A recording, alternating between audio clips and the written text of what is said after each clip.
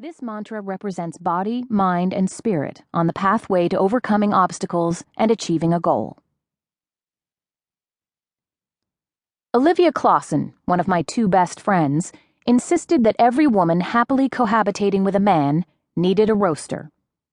Olivia had been advising me on topics from guys to grouting since the 6th grade, so I wanted to believe her, but I suspected she was just trying to clear out a space under her kitchen sink for her new deluxe 5-setting rotisserie roaster.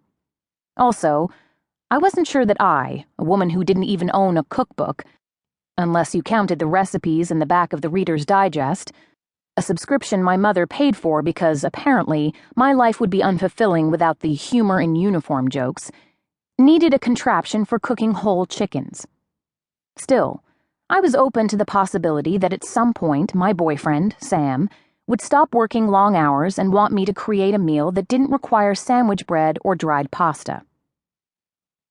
If only I had known that Sam was going to break up with me that very day, I could have saved myself the hassle of maneuvering the lethargic roaster from Olivia's King Street West penthouse condo to my basement apartment. I was carrying the roaster.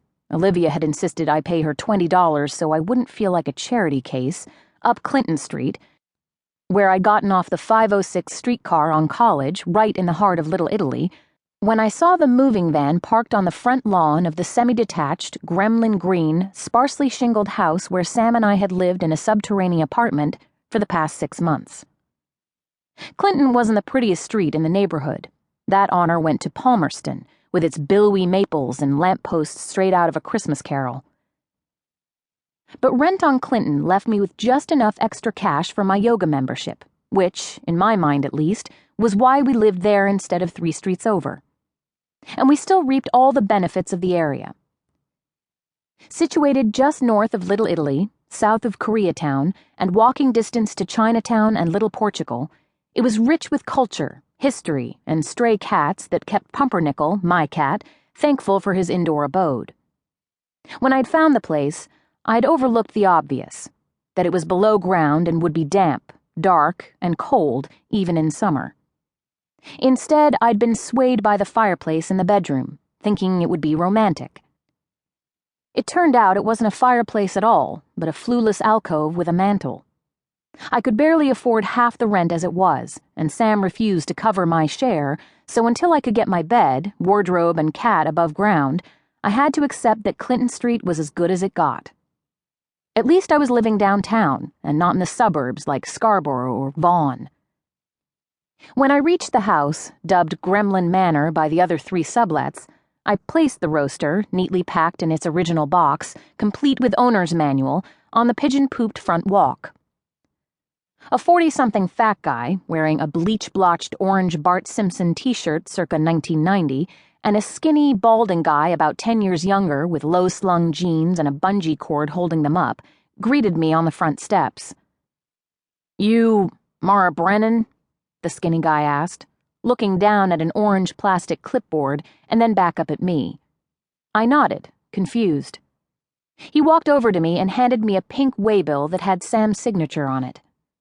"The landlord supervised. He just left," he said, adding, "I think you've just been dumped." Then he and the fat mover guy went into the apartment and returned with Sam's couch. I watched as they loaded the white pleather couch into the moving van. Sam had bought it because it had great design, even though it squeaked when you sat on it and got cold in the winter and sticky in the summer. Sam, who had a well-paying job plus bonus as a Bay Street banker, the Wall Street of Toronto, hadn't offered to pay more than half the rent. So we couldn't get a nicer place above grass level like normal couples. But he had spent $5,000 on the couch, which he bought at one of those very important furniture stores on King Street East that offers furnishings in obscure shapes and uncomfortable fabrics and calls them love seats. We'd never made love on it. I wasn't even allowed to put my socked feet up on it because it could crease, crinkle, or catch my cooties and pass them on. Now, I wondered where the couch was headed, and what would have happened if I'd arrived home 10 minutes later. When they were done loading the couch, the fat mover guy climbed into the driver's seat, while the skinny mover guy tossed me a set of keys, shrugged helplessly, and got into the passenger side of the van just as